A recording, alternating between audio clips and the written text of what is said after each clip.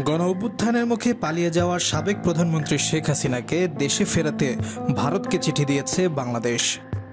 সোমবার সাংবাদিকদের এই তথ্য জানান অন্তর্বর্তী সরকারের পররাষ্ট্র বিষয়ক উপদেষ্টা মোহাম্মদ তৌহিদ হোসেন।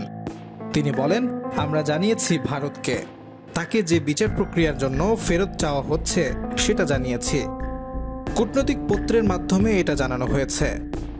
এর আগে সোমবার সকালে স্বরাষ্ট্র উপদেষ্টা লেফটেন্যান্ট জেনারেল অবসরপ্রাপ্ত জাহাঙ্গীর আলম চৌধুরী জানান, শেখ হাসিনাকে ফেরাতে পররাষ্ট্র মন্ত্রণালয়ে চিঠি পাঠানো হয়েছে।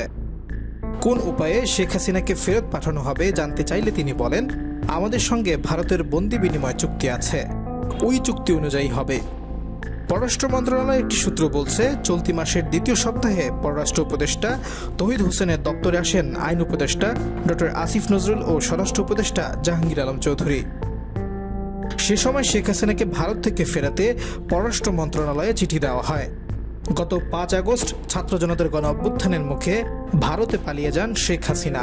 তিনি বর্তমানে সেখানে অবস্থান করছেন।